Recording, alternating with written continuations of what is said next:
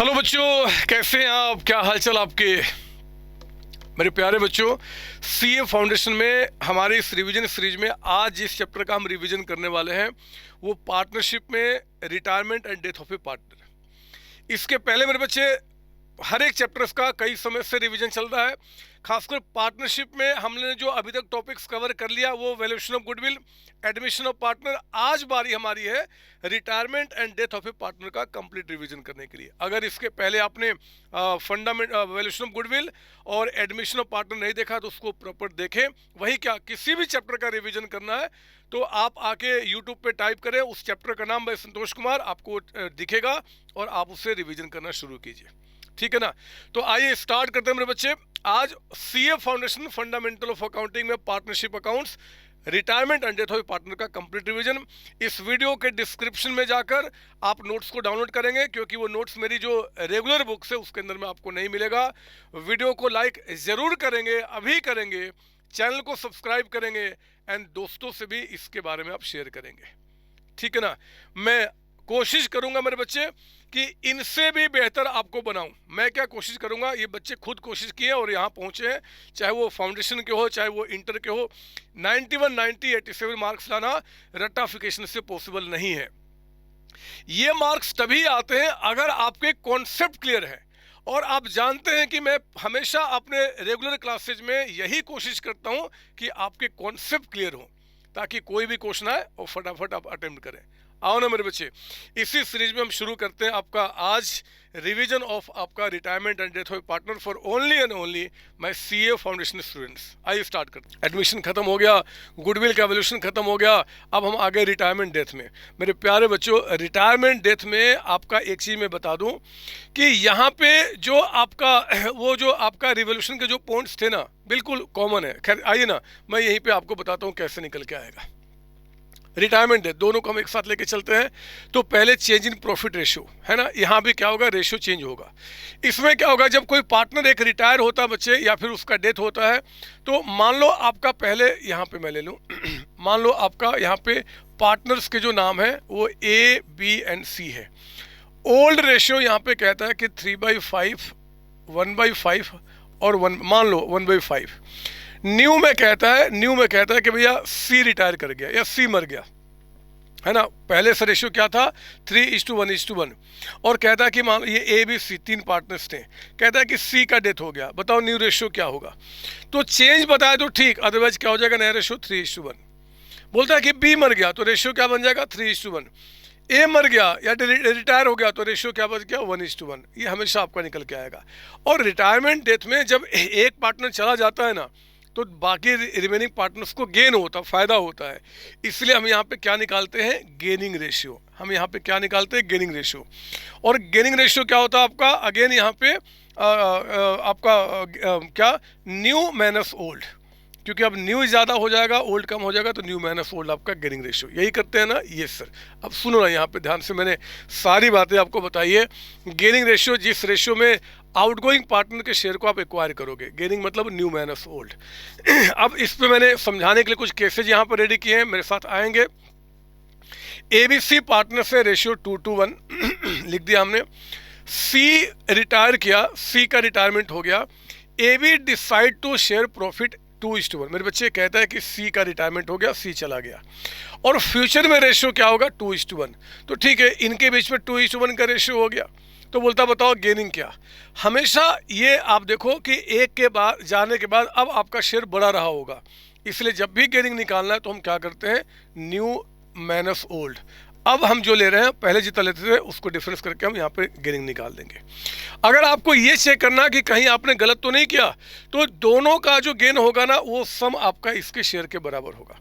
और देख लो यहाँ पे जब गेनिंग रेशियो निकाल रहे थे तो मेरे बच्चे ये तो गेन कर रहा है, ये गेन कर रहा है, लेकिन इसका निगेटिव में आ गया, मतलब ये सेक्रीफाइस कर रहा है। जब हम सेक्रीफाइसिंग रेशियो निकालते हैं, किसी का निगेटिव आ गया तो वो गेन करता है, और जब हम गेनिंग रेशियो निकालते हैं किसी का निगेटिव आया तो सेक्रीफाइस करते हैं, आप चीज़ जानते हैं। तो ये बात हमें ध्यान रखना होता है। अगला क्वेश्चन देखेंगे आप यहाँ पे, अगला रिवीजन क्वेश्चन हमारा, XYZ partners ratio 4:3, Y retire and कहता है कि surrenders 1/3 of his share in favour of X. Y चला गया, मेरे बच्चे रेशियो पहले से 4:3 का है, 4:3, ठीक है ना। कहता है कि वाई का रिटायरमेंट हो गया, यानी कि वाई चला गया, ये चला गया है, जेड नहीं, वाई चला गया, वाई चला गया।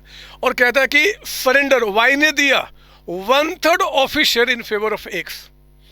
वाई का शेयर कितना था, 3/9, तो 3/9 का 1/3 उसने किसको दे दिया, इनको, एक्स को, यानी कि एक्स ने इतना गेन किया। और रिमेनिंग उसने क्या किया जी, जेड को दे दिया। तो जेड को कितना मिला, या तो कह दो कि भैया इसके शेयर का अगर 1/3 इसने लिया तो 2/3, रिमेनिंग वही हुआ ना बच्चे, जितना आपका शेयर था अगर उसका 1/3 इन्होंने लिया तो बाकी 2/3 आपने लिया। तो या तो ऐसे निकाल लो, या फिर 3/9 में से 1/9 माइनस कर दो तो 2/9 आ जाएगा। आपकी मर्जी है, कैसे भी निकाल सकते हो मैथमेटिक्स से। ये आपका गेनिंग निकल के आ गया यहाँ पे, ठीक है ना। तो हमने क्या किया, यहाँ पे दोनों का गेनिंग पता कर लिया। जो क्वेश्चन बोलेगा अब न्यू निकालना है, तो देखो पहले मैं लिया करता था 4/9 और इतना मैंने गेन किया तो प्लस 1/9, तो अब मेरा शेयर कितना हो जाएगा, 5/9 आपका। यहाँ पे 2/9 पहले हमारा था और हमने गेन कितना किया, 2/9, तो हमारा शेयर कितना हो गया, 4/9 आपका, है ना। तो ये हमने काम पूरा किया, ठीक है। Now come to treatment of goodwill. Same treatment मेरे बच्चे, सेम। हमने यहाँ पे याद कीजिए, हमने आपको समझाया है कि गुडविल का जब भी ट्रीटमेंट किया जाएगा तो यहाँ पे क्या होता है, gaining partners account debited, gaining to sacrificing partners. जैसे एडमिशन में था उसी तरीके से यहाँ पे होगा। एडमिशन टाइम सब में आपका सेम होता है, जो पार्टनर गेन करेगा वो डेबिट होगा और जो सेक्रीफाइस करेगा वो क्रेडिट करेंगे। अब यहाँ पे गेन कौन कर रहा है, तो जो एग्जिस्टिंग पार्टनर है, मतलब कि जो भी गेन करेगा हम उसको डेबिट करेंगे, और जो सेक्रीफाइस मतलब जो छोड़ के जा रहा है, मतलब कि रिटायरिंग पार्टनर, उसको हम क्रेडिट करेंगे। जैसे देखो ना, यहाँ पे मैंने कहा कहता है कि ABCD are partners in a firm sharing profit loss 2:1:2:1। On the retirement of C, goodwill कहता है कि वैल्यू क्या गया 72,000 पे। ABD decide to share profit equally आपका डिसाइड किया, तो बोलता है बताओ एडजस्टमेंट एंट्री क्या होगा, है ना। तो मेरे बच्चे पहले हम क्या करेंगे, इसके मुताबिक हम लोगों ने पहले यहाँ पे न्यू रेशियो निकाला। न्यू रेशियो, हमारा न्यू रेशियो क्या बन गया, पहले तो ओल्ड, न्यू आपका दे रहा है इक्वली। जब हमने गेनिंग निकाला तो चेक कीजिए कि इसका कोई गेन नहीं आया। ओल्ड गेनिंग कैसे निकालते हैं, न्यू माइनस ओल्ड, आपका कुछ भी नहीं है, कोई गेन नहीं कर रहा है, गेन सिर्फ ये दो कर रहे हैं। और इस बात को चेक करने के लिए कहीं आपने कुछ गलत तो नहीं किया, इन दोनों का जो गेन होगा ना, इन दोनों का गेन इसके सेक्रीफाइस के बराबर होगा जो छोड़ के अपना जा रहा है, ठीक है ना। तो वही दिख रहा है हमें। तो हम लोग क्या करेंगे बताइए, स्टार्ट करते हैं कि इसका हमें एडजस्टमेंट एंट्री यानी कि गुडविल को हमें बिना दिखाए, तो गेनिंग पार्टनर्स यानी कि सी, तो हम सीज कैपिटल अकाउंट को डेबिट करते हैं। सीज कैपिटल अकाउंट आपका डेबिट, और किसको जी, तो आपका ए को तो नहीं क्या नाम हो गया उसका, बी, एक तो बीज कैपिटल अकाउंट क्रेडिट होगा एंड टू आपका डीज कैपिटल अकाउंट क्रेडिट आपका होगा, है ना। C to B and to D आपका। सुनो ना मेरी बात, सी को हम कितना डेबिट करेंगे, तो ये पूरे फर्म की गुडविल बता रहा है। 72,000 में जरा बताओ वो कितना गेन करेगा। सी क्या कर दिया मैंने, गलत कर दिया क्या, यस, डी भी तो गेन ही कर रहा था बदमाश। ये बी और डी दोनों गेन करे, गेनिंग टू सेक्रीफाइसिंग होता है। तो हम लोग क्या करेंगे, बी कौन कौन था, बी एंड डी ना, मैंने पूरा गलत कर दिया। गेनिंग पार्टनर्स बी है तो B's capital account debit, D gain कर रहा है तो D's capital account debit, and to हमने क्या किया आपका यहाँ पे सीज कैपिटल अकाउंट जो सेक्रीफाइस कर रहा है। कितना, बी कितना गेन कर रहा है, तो आपका 1/6 यानी कि 72,000 का 1/6 कितना हो गया, 12,000। सी डी कितना गेन कर रहा है जी, अगेन 1/6, तो पूरे फॉर्म की गुडविल यानी कि 72,000 का 1/6 आपका यानी कि 12,000, ठीक है ना। सी कितना सेक्रीफाइस कर रहा है आपका, तो 2/6 अपना पूरा छोड़ के जा रहा है, यानी कि 72,000 में 2/6 कितना हो गया, 24,000 हो गया एंट्री आपका। यही तो काम करते हैं BD टू सी अकाउंट, बोलो हाँ। और मैंने रेगुलर क्लास में आपको बताया था, याद कीजिए, ओल्ड पार्टनर्स ओल्ड रेशियो में credit, new partners new ratio में डेबिट, उसका नेट इंपैक्ट जो कि यही निकल के आपका आ जाएगा। तो आप उसको देख लेंगे, मैं रिवाइज करा रहा हूँ इसलिए डेप्थ में जाने का मतलब नहीं बनता। अगला क्वेश्चन यहाँ पे 4th क्वेश्चन में देखेंगे आप क्या बता रहा है आपका revision question 4। X Y and Z are partners, ratio 3:1, Z retire, new profit ratio कहता है एक्स वाई का 1:2 है, और जेड रिटायरमेंट गुडविल कहता है कि वैल्यू क्या है 30,000। Goodwill was appearing in the book of old firm at ₹90,000, pass entry for the treatment of goodwill without opening the goodwill account, मतलब टेबल एंट्री पास करना है। एक लाइन और लिख दीजिए मिसिंग यहाँ पे, ओल्ड गुडविल जो पहले से गुडविल है वो कहता है is to be written off, is to be written off, मतलब हमें उसको बुक से हटा देना है, ठीक है ना। तो हम लोग क्या करेंगे बच्चे, इसमें पहला एंट्री, एक तो पहले आप क्या कीजिए, जो ओल्ड गुडविल है ना 90,000 की, उसको हटा दीजिए। जब भी हटाएंगे तो टू गुडविल, हम बुक से उसको हटा रहे हैं, है ना, 90,000। और ये हटाना हमेशा क्या होगा, ओल्ड पार्टनर्स ओल्ड रेशियो में। तो यहाँ पे ओल्ड पार्टनर्स कौन है, X Y Z, in their old ratio, आप उसको ओल्ड रेशियो में हटा देना, ठीक है ना। दूसरी एंट्री में अब हम क्या करते हैं, गेनिंग टू सेक्रीफाइसिंग। तो गेनिंग टू सेक्रीफाइसिंग के लिए आप पहले रेशियो निकालिए। पार्टनर्स यहाँ पे नाम क्या है जी, X Y and Z. Old ratio बताइए यहाँ पे क्या है आपका, ओल्ड रेशियो 3:1, यानी कि 3/6, 2/6, 1/6। न्यू रेशियो बताइए क्या हो गया, तो आपका कहता है कि न्यू रेशियो आपका एक्स और वाई के बीच में होगा 1:2, यानी कि 1/3 एंड 2/3, ये चला गया। तो जब हम यहाँ पे गेनिंग रेशियो निकालेंगे, या तो टेबल एंट्री कर लो, old partner old ratio, new partner new ratio, net impact से एंट्री कर लो, या फिर आपने क्या किया, जब गेनिंग यानी कि न्यू माइनस ओल्ड, तो 1/3 माइनस 3/6 आपका, ये कितना आ गया 6, ये -1। ये देखो बच्चे, हम गेनिंग निकाल रहे हैं बट ये सेक्रीफाइस कर रहा है। वाई का आपका बताइए, तो 2/3 माइनस 2/6, 6 आ गया, ये आपका 2/6, ठीक है, ये आपका गेन कर रहा है। और इसका 1/6 था, ये 0, तो ये क्या कर रहा है, ये भी पूरा का पूरा सेक्रीफाइस कर रहा है 1/6 आपका, है ना, ये पूरा खत्म कर दिया ना, तो ये आपको सेक्रीफाइस हुआ एक तरीके से।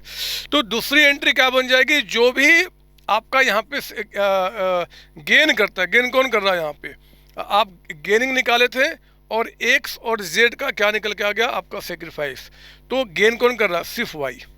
तो आप क्या करेंगे, वाइज कैपिटल अकाउंट डेबिटेड। जरूरी नहीं है कि ऑल ओल्ड पार्टनर्स आपका सेक्रीफाइस या गेन ही करेंगे, कुछ भी आ सकता है।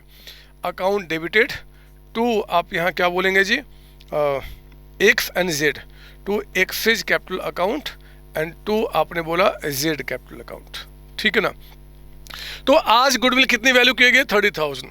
तो इसमें कितना हो जाएगा, 30,000 में आप कितना गेन करोगे, y कितना गेन करेगा, 2/6, तो इसका 2/6 आपका, ये हो गया आपका 10,000। x कितना सेक्रीफाइस करेगा, 1/6, यानी कि पूरे फॉर्म की गुडविल का 1/6, यानी कि 5,000। और आप भी जी 30,000 का 1/6, मतलब पूरे फॉर्म की गुडविल में हम आपके रेशियो से मल्टीप्लाई कर देते हैं 5,000, एंट्री बन के तैयार हो गए। यही काम करना आपका, है ना। तो आपने क्या क्या, गुडविल का जो ट्रीटमेंट होगा, जो बोलेगा वो आराम से कर देंगे, मैंने आपको सिखा दिया, इसमें कहीं कोई दिक्कत नहीं है। अब इसके बाद मेरे बच्चे आ गया कॉन्सेप्ट ऑफ रिवोल्यूशन मेमोरेंडम, हमने लिख दिया यहाँ पे एग्जैक्टली सेम, ये आपका सेम जो हमने डिस्कस किया एडमिशन में, जितने केसेस सीखे वही सब आएंगे। रिजर्व जो होगा या प्रॉफिट लॉस के बारे में भी एग्जैक्टली सेम जो हमने वहाँ पे आपका किया हुआ है उसी तरीके से होगा, कहीं कोई दिक्कत नहीं। जितने भी रिजर्व या एक्यूमुलेटेड प्रॉफिट लॉस होगा, ओल्ड पार्टनर्स ओल्ड रेशियो में हम क्या करते हैं, डिस्ट्रीब्यूट कर देते हैं, क्वेश्चन बोले चाहे ना बोले तो भी आपका, ठीक है ना। अब हम आ गए यहाँ पे मेन चीज़ जो कि कैपिटल एडजस्टमेंट है। जैसे कि एडमिशन के अंदर में कैपिटल एडजस्टमेंट था आपका, लास्ट में प्रोपोर्शनेट करना है, ओल्ड के बेसिस पे न्यू, न्यू के बेसिस पे ओल्ड, उसी तरीके से यहाँ भी आ सकता है। जो भी क्वेश्चन बन सकता है मेरे बच्चे, जो हम लोगों ने क्लास में किए हुए हैं, उनको मैंने यहाँ पे कितने 4 केसेज में आपको यहाँ पे समझाने हैं, फिर ये भी टॉपिक हमारा यहाँ पे ख़त्म हो जाएगा। फिर एक सेक्शन 37 का एप्लीकेशन सीखकर और फिर हम मस्त तरीके से इसका रिवीजन किए और ये काम हमारा ख़त्म हो जाएगा, ठीक है ना। ये लीजिए आप यहाँ पे एडजस्टमेंट्स इन partners capital account, question number 5 का सॉल्यूशन 5 यहाँ पे पढ़िए क्या बता रहा है। X Y Z were partners, आपका sharing profit loss in the ratio 4:3. Y का रिटायरमेंट हो गया 1 अप्रैल 2022 को, वाई का रिटायरमेंट हुआ है. ऑन दैट डेट कहता है कि एक्स वाई जेड का capital after all necessary adjustment, सारे रिजर्व को ऐड करके, लॉसेज को माइनस करके, सब कुछ खत्म करने के बाद कहता है कि उनका इतना इतना इतना कैपिटल है. ठीक है ना. तो अब यहाँ कहता है कि total capital of the newly constituted firm आपका 28,000 फिक्स किया गया है between x and Z in the proportion of 5:3. बोलता बताओ क्या लाया जाएगा, क्या लेके जाएंगे. मतलब सर ये देखिए आप मेरे बच्चे, यहाँ पे ये रहा आपका partners capital account, partners capital account. ठीक है ना. कितने पार्टनर्स हैं? 3 पार्टनर्स. तो ये रहा हमारा 3 पार्टनर्स, एक्स वाई जेड. ये हमने 3 पार्टनर्स आपके लिए ओपन कर दिए, एक्स का, वाई का, जेड का, एक्स का, वाई का, जेड का. कहता है कि एक्स वाई जेड का सारे एडजस्टमेंट्स हो जाने के बाद इनका जो बाई बैलेंस बीडी है, सारे एडजस्टमेंट के बाद बाई बैलेंस बीडी कितना आपका, कहता है कि 19,500 इनका है, 19,500. उसका कहता है कि 19,800, 19,800. और तीसरे वाले का 9150. मतलब ये पता है क्या निकल के आया, इनका जो कैपिटल स्टार्टिंग में रहा होगा, कुछ ड्राइंग्स हुआ होगा, वो माइनस किया होगा, रिजर्व को हमने ऐड किया होगा, प्रॉफिट या लॉस ऑन रिवोल्यूशन को प्लस माइनस किया होगा, सब गुडविल का ट्रीटमेंट किया होगा. सब कुछ करने के बाद इतना इतना कैपिटल है. मैं सिर्फ कैपिटल एडजस्टमेंट सिखा रहा हूँ, रिविजन करा रहा हूँ एक्चुअली. ठीक है ना. अब ये डिसाइड करते हैं कि भैया कौन चला गया, वाई चला गया, क्योंकि एक्स जेड रखेंगे वाई. पर बच्चे वाई के बारे में अब जो इनका 19,800 का अमाउंट निकल के आया, इसके बारे में क्वेश्चन कहीं कुछ नहीं बता रहा है कि क्या करना है. तो हमेशा वाई यानी कि जो आपका रिटायरिंग पार्टनर से उसका पैसा आप उसके लोन में ट्रांसफर कर देना, यानी कि 19,800 ये उसका लोन में चला जाएगा. और बैलेंस शीट में हम क्या करते हैं, वाइज लोन दिखाते हैं. अब जो एक्स जेड का कैपिटल है, कहता है कि टोटल कैपिटल जो न्यू फॉर्म में रखना है, क्वेश्चन सब बताएगा, आपको बस पढ़ना है. इन न्यू फॉर्म, नए फॉर्म में जो टोटल कैपिटल होगा वो कितना बता रहा आपको जी, 28,000. ये कहता है कि 28,000 होगा. और ये 28,000 आपके किसके बीच में, एक्स एंड जेड के बीच में, किस रेशियो में रहेगा, कहता है कि 5:3 में. तो 28,000 का 5/8 इनका एंड 28,000 का 3/8 इनका. बताइए कितना निकल के आया, कितना बन गया ये, 28,000 का इंटू 5 डिवाइड बाई आपका 8, ये आ गया बच्चे 17,500. ठीक है ना. और यहाँ पे आपका 28,000 का इंटू 3 डिवाइड बाई 8, ये आ गया 10,500, 10,500. तो ये आप कहता है कि इनका कैपिटल रहेगा. तो टू बैलेंस शीट आप इतना लिख देना है ना, आपका 17,500 और यहाँ पे आपका 10,500. इसके बाद कुछ ना बोले तो जो भी बैलेंसिंग फिगर आएगा इधर, चाहे इधर टू कैश या बाई कैश, यानी कि कैश या बैंक, कुछ भी करके हम काम खत्म कर देंगे. ये कैपिटल एडजस्टमेंट सीख रहे हैं हम लोग, जो रिटायरमेंट में हम लोगों ने सीखा हुआ है. ठीक है ना. ठीक है. तो ये एक तरीके का एडजस्टमेंट हुआ. दूसरा सुनेंगे, दूसरा क्या बता रहा आपको, रिवीजन क्वेश्चन नंबर 6 के अंदर में, आपका 6 के अंदर में मैंने इस पर क्वेश्चन को चेंज कर दिया एक्चुअली. तो मुझे लगता है कि फिर इसको हटा देता हूँ और एक बार दोबारा हम लोग इसको बनाएंगे. तो मैं इनको हटाता हूँ, ये लीजिए, मैं इसको मिटा दूँ और इसी में मैं आपको दिखाता हूँ, क्योंकि बार बार कौन डायग्राम बनाएगा बताओ. सुबह से रिकॉर्डिंग कर रहा हूँ, आप लोग मेहनत नहीं करते यार, आप नहीं करते. ये सब काम आपके थे. रिवीजन में क्यों कराऊँ, क्यों कराओ, रिवीजन करना आपका अपना काम था, है ना, और मुझसे कराते हो आप. मिटाते हैं इसको भी, इन सबको हटाते बच्चे. और जरा आइए जल्दी से देखते हैं कि हमारा ये एडजस्टमेंट नंबर आपका रिवीजन क्वेश्चन नंबर 6 क्या बोलता है. इसके अंदर में 6 में हम आते हैं. ठीक है ना. 6 को सुनेंगे ध्यान से. क्वेश्चन बोलता है एक्स वाई जेड मेरे पार्टनर्स ठीक है, रेशियो 4:3 ओल्ड रेशियो आपको बता रहा है. वाई का रिटायरमेंट हो गया बच्चे, ये हमारा रिटायर हो गया.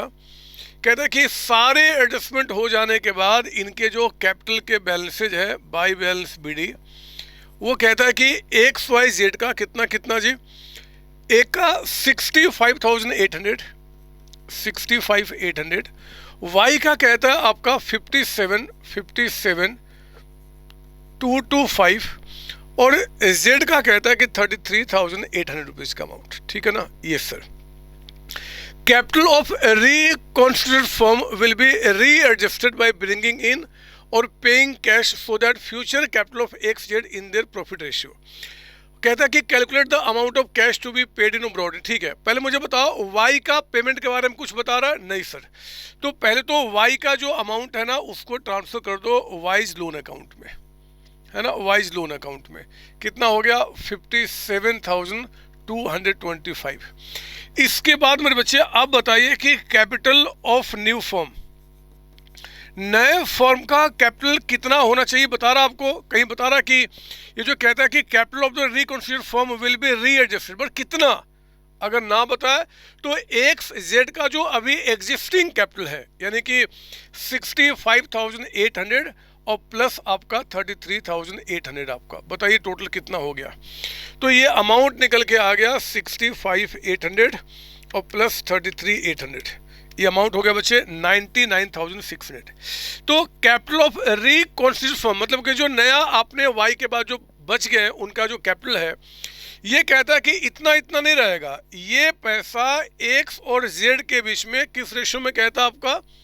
कहता है कि will be in their profit ratio. और नया रेशियो क्या बच्चे? नया रेशियो क्या था आपका? नया रेशियो कहीं बता रहा आपको क्वेश्चन में? नहीं सर।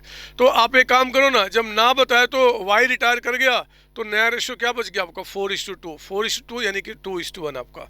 तो आपको क्या करना है कि 99,600 को 2:1 में यानी कि 2/3 और 99,600 का यहाँ पे 1/3, बताइए कितना कितना निकल के आ रहा आपका? तो डिवाइडेड बाय आपका 3, ये आ गया 33,200 और ये आ गया बच्चे 66,400 का अमाउंट आपका। यही चीज़ अब यहाँ पे टू बैलेंस सीडी आपको रखना है, टू बैलेंस सीडी। तो 66,400 है ना, और यहाँ पे कितना हो गया? 33,200। इसके बाद जो भी कम ज़्यादा आएगा टू कैश या बाई कैश, ठीक है ना। रिकॉन्स्टिट्यूटेड फर्म यानी कि जो नया फर्म होगा उसका, जैसे यहाँ बता रहा था ना कि कैपिटल 28,000 होगा, यहाँ पे नहीं बता रहा है। तो ठीक है, जो चला गया चला गया, जो बच गए उनका जो कैपिटल है वही नए फर्म का कैपिटल हो जाएगा। बट हाँ, वो एक नए रेशियो में, उस रेशियो में करके जो भी कम ज़्यादा टू कैश बाई कैश, ये 6 का भी हमने यहाँ पे ट्रीटमेंट कर लिया। Now come to 7th number आपका। 7 क्वेश्चन देखेंगे आप। हम लोग रिविजन कर रहे बच्चे, बार बार याद दिला रहा हूँ कि ये रिविजन क्लास है और आप सारे बच्चे एक काम जरूर करेंगे। इस चैप्टर में जितने सारे क्वेश्चन क्लास में सोल्व किया, एक बार बस उसको पलट लेना है, सारी बातें आपके दिमाग में बैठ जाएंगी। 7th में Naresh, David, Aslam are partners sharing profit 537। 3 partners हैं। On 1 April Naresh gave a notice to retire. David and Aslam decided to share profit 2:3। The adjusted capital of David Aslam show इतना इतना balance. Total amount to be paid to Naresh is 90,500।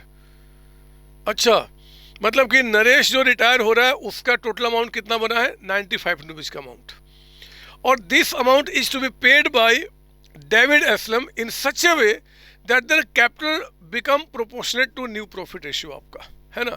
तो आप देखो ना, ये सब भी तो हम लोगों ने किया हुआ है। मैं एक काम करूँ क्या, इसी में कर देता हूँ, इसी में मैं इन सबको हटा देता हूँ और यहीं पे आपको सारे एडजस्टमेंट सिखाता हूँ मैं आपको, ठीक है ना। ये लीजिए, मैं इसको हटाऊं। एग्जाम में मेरे बच्चे क्वेश्चन बहुत सिंपल आने वाला है, इस बात का विश्वास रखिए। जितने भी क्वेश्चंस आप लोगों ने क्लास में पढ़े हैं उनके सिवाय कुछ भी नहीं आने वाला, कुछ भी नहीं आने वाला। आपको बस विश्वास रखना होगा अपने ऊपर में, अपने पढ़ाई के ऊपर में और अपने सर के ऊपर में, ठीक है ना। ये लीजिए आप यहाँ पे जल्दी बताओ। यहाँ पे 7 नरेश लिखेंगे, यहाँ पे पहला यहाँ पे नरेश है, दूसरा कहता है कि डेविड, ठीक है, डेविड आपका, और तीसरा बच्चे यहाँ पे क्या बता रहा? असलम। तो ये असलम हो गया, ठीक है ना। तो नरेश, यहाँ पे डेविड और फिर आपका यहाँ पे असलम, असलम, ठीक है। कहता है कि इनका जो एडजस्टेड कैपिटल है बाय बैलेंस बीडी, सब कुछ प्लस माइनस करने के बाद कहता है कि आपका adjusted capital of David and Aslam, David का आपका कहता है कि 33,000 और असलम का कहता है कि 70,500। ठीक है ना। नरेश को हमें जो पे करना है दैट इज 90,500। ये इनका सारा एडजस्टेड कैपिटल है, सब कुछ प्लस माइनस करने के बाद। कहता है कि amount to be paid to Naresh, Naresh को हमें पेमेंट करना बचे तो नरेश का पेमेंट कर दो to cash account, to cash कितना 90,500 रुपये, ये पे कर दिया। अब सवाल उठता है कि जो बिजनेस का यहाँ पे कैश अकाउंट रहा होगा, बिजनेस का कैश अकाउंट मैं आपको दिखा देता हूँ कि जैसे मान लो कि उनके बैलेंस शीट में जो आपका कैश है वो बता रहा है आपका पहले से जो कैश है, मान लो यहाँ पे मान लो बैलेंस शीट में जो कैश दे रहा है वो आपका है 60,000 का अमाउंट, मान लो 60,000 का है ना, पहले से दे रहा है। अब कहता है कि ये जो अमाउंट इनको पे किया गया ये नरेश को, तो आप करो नरेश में टू कैश, तो कैश में क्या बोल देंगे by Naresh, Naresh capital account. हमने 90,500 का पेमेंट कर दिया। लेकिन क्या ये जो पेमेंट नरेश को किया जाएगा वो फर्म अपने पॉकेट से पे करेगी या पैसा कहाँ से आएगा, तो वो साफ साफ बता रहा है this amount is to be paid by David and Aslam. ये जो पेमेंट आपका नरेश को किया जाएगा ये पैसा कौन लेकर आएगा, बाकी के दो पार्टनर्स लेकर आएंगे, और इस तरीके से लेकर आएंगे कि उनका कैपिटल भी प्रोपोर्शनेट हो जाए न्यू प्रॉफिट रेशियो में आपका। मतलब सर ये देखिए आप मुझे बताओ जरा, adjusted capital, adjusted capital, capital of आपका कौन है जी यहाँ पे कौन बच गया आपका, तो एक तो आपका डेविड, डेविड का जो एडजस्टेड कैपिटल है सब कुछ प्लस माइनस करके कितना है 33,000 का अमाउंट। ठीक है ना बच्चे, ये सब कुछ प्लस माइनस करने के बाद है, वो इन्फॉर्मेशन मैंने नहीं दिया, सब कुछ प्लस माइनस करने के बाद।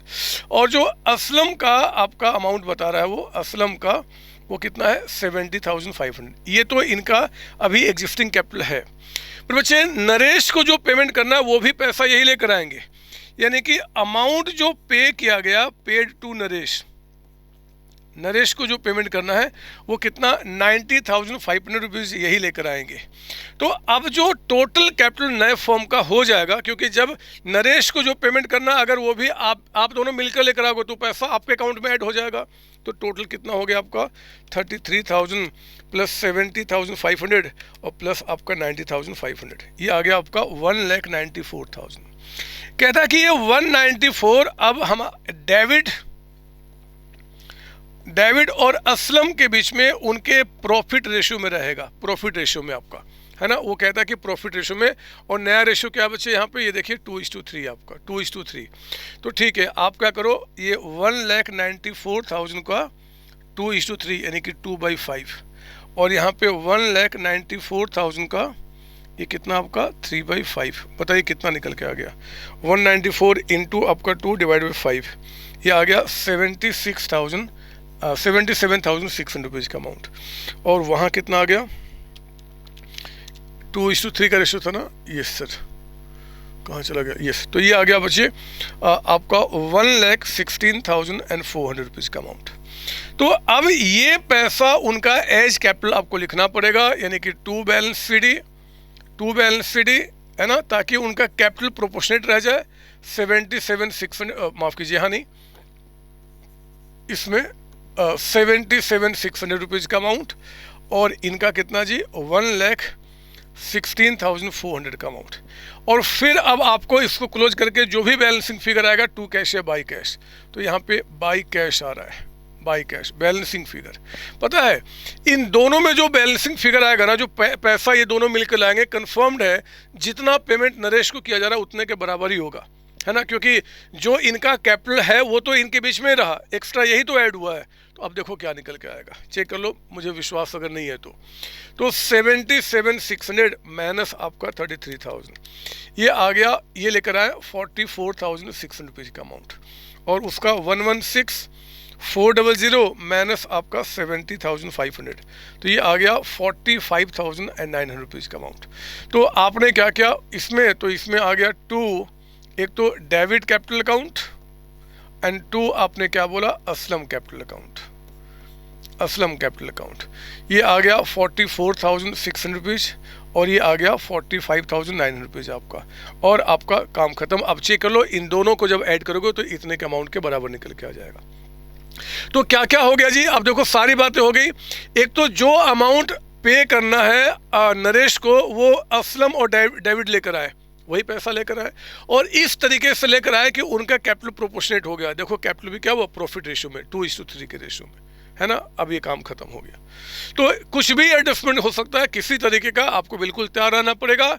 लैंग्वेज को ध्यान से पढ़ना है, बस क्वेश्चन को सॉल्व करना है और कुछ भी नहीं। मुझे तो लगता है यार सबसे सिंपल कोई चैप्टर अगर है ना तो यही आपका चैप्टर है, पार्टनरशिप। मैं इसको हटा दूं, ये सर मुझे एक लास्ट केस और करा के ये आपका चीज़ें ख़त्म करनी है। फिर अभी सेक्शन 37 थोड़ा सा स्टडी करेंगे और खूब घर में मस्ती करेंगे कि यार रिवीजन भी इतना आसानी से हो गया, अब क्या बचा है। फिर भी अगर आप बदमाशी करें, अगर पढ़ाई ना करें, पास ना करें, तो फिर आपको डिग्री करने का कोई फ़ायदा नहीं मेरे बच्चे, फिर तो कोई फ़ायदा नहीं है। आप प्लीज़ बुरा नहीं मानना मेरी बात को, लेकिन फिर कोई फ़ायदा नहीं है। मैं इसको हटा देता हूँ और इसी में मैं आपको क्वेश्चन करके दिखाता हूँ।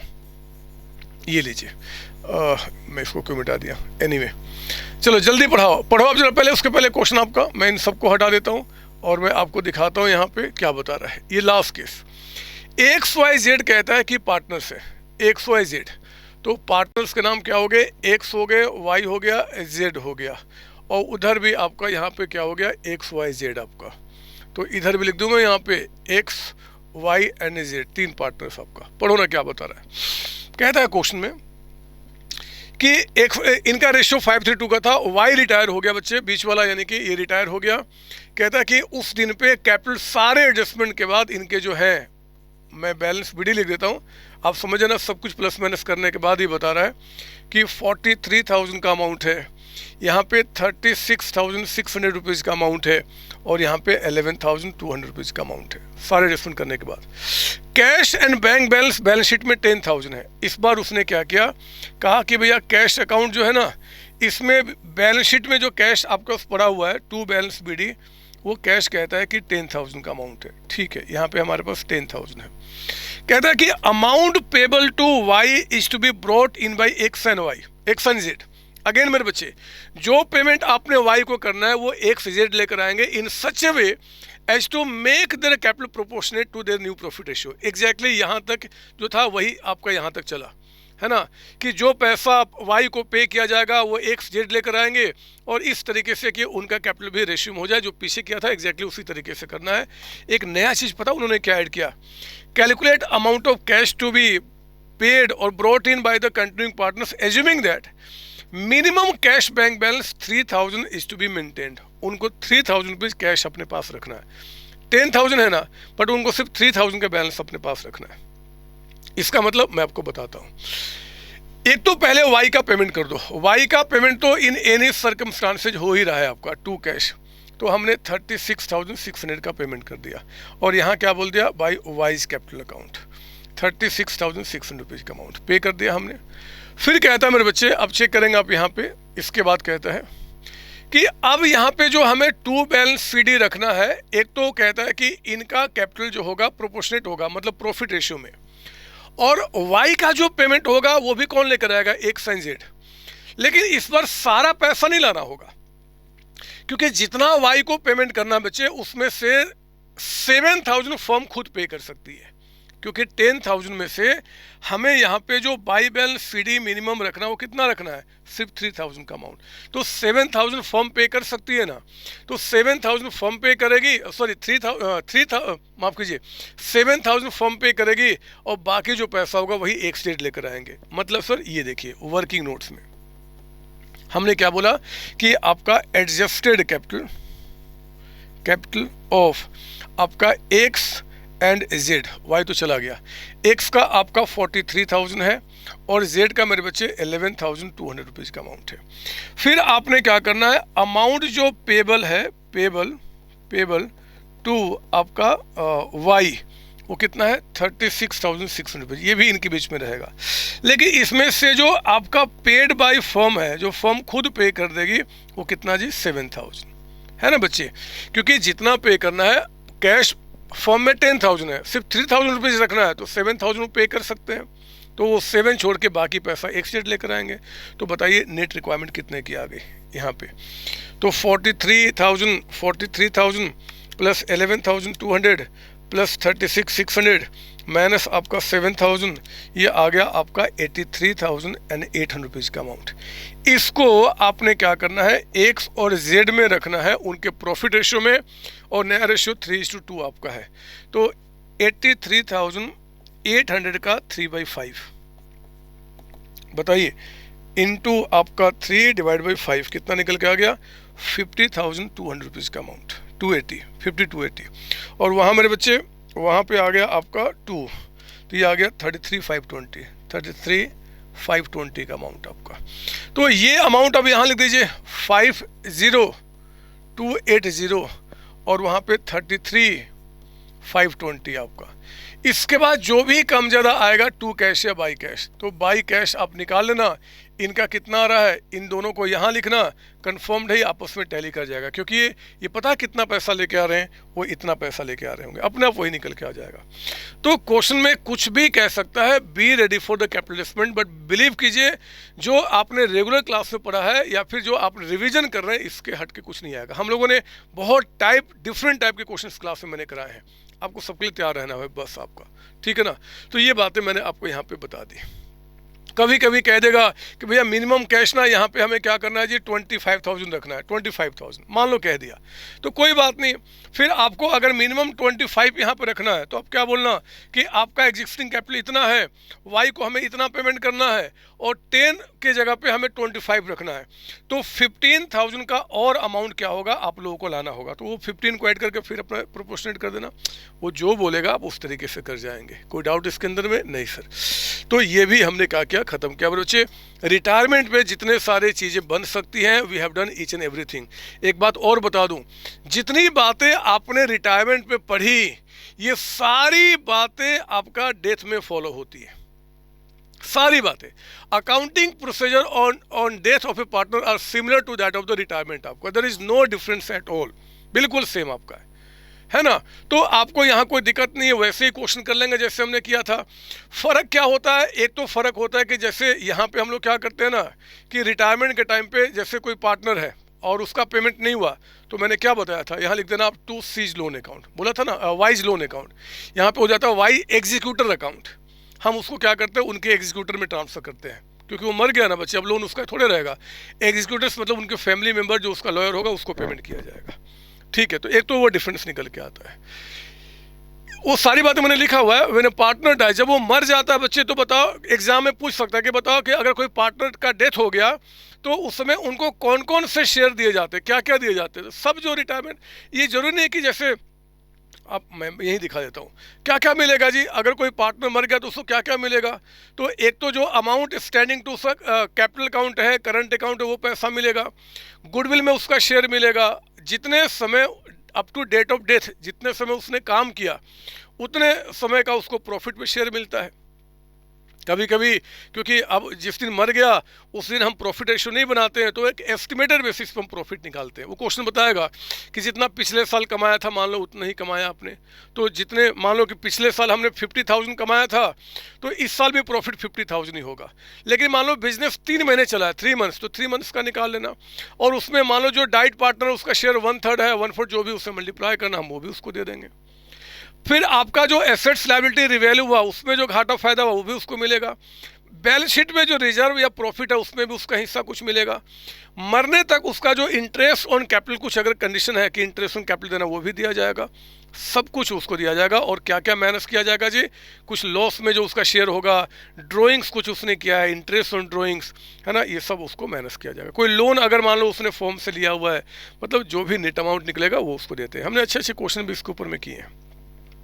डेथ ऑफ ए पार्टनर कराने का सिर्फ मेरा एक ही रीजन है, आपका सेक्शन 37। हो सकता है कि एग्जाम में अलग से आ जाए, right A short notes on आपका एप्लीकेशन ऑफ सेक्शन 37।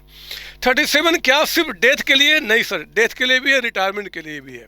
क्या सेक्शन 37 बोलता है जी कि अगर किसी पार्टनर का रिटायरमेंट या डेथ होता है, तो जिस दिन रिटायरमेंट या डेथ हुआ उस दिन उसका हिस्सा, उसका शेयर निकाल के उसको पे कर दो। अगर आपने उस दिन उसका पेमेंट नहीं किया and there is delay in payment, अगर पेमेंट में डिले होता है, तो अगर आपके पार्टनरशिप डीड में कुछ एग्रीमेंट है कि हाँ जी अगर डिले होगा तो उस केस में हम आपको इतना एक्स्ट्रा पेमेंट करेंगे, तो उसके हिसाब से पेमेंट कर देना। अगर पार्टनरशिप डीड में आपने कोई एग्रीमेंट नहीं किया है कि डिले इन पेमेंट होगा तो फिर हम क्या करेंगे, तो उस केस में सेक्शन 37 के एप्लीकेशन को हमें चेक करना होता है। सेक्शन 37, अब सेक्शन 37 क्या बोलता है, तो आइए जरा हम उसको एक बार देख लें। एज पर section 37 of Indian partnership act 1932, if full और part amount of outgoing partner, चाहे रिटायरमेंट हो चाहे डेथ हो, still remain to be paid. तो हम क्या करते हैं जी, मैं इसको क्यों समझाऊं, क्यों ना इस क्वेश्चन से रिवीजन करा दूं, जो चीज़ें हम लोगों ने पढ़ा हुआ है इससे ही समझते हैं मेरे बच्चे। सुन लीजिए सेक्शन 37 क्या बोलता है ना, इसका रिवीजन। एबीसी पार्टनर से रेशियो 4:3, सी का डाइड, सी मर गया। अरे क्यों नहीं चलता तू, ये देखो यही तो दिक्कत है, 2 बार क्यों चला, जब एक बार बोलो तो एक बार चलो ना। ये लो अब फिर ये स्लो हो गया, लग रहा है ये भी थक गया मेरे जैसे। आजा, क्या हो गया अभी तो, अरे अरे अरे ठीक है। आइए हम लोग क्या करते हैं, ये रहा हमारा टाइम पीरियड, ठीक है ना। सी रिटायर्ड ऑन 1 जुलाई, मेरे बच्चे 1 जुलाई को सी रिटायर्ड हो चाहे डेथ हो, कुछ भी बोल सकता है, ये 1 जुलाई को आपका हुआ।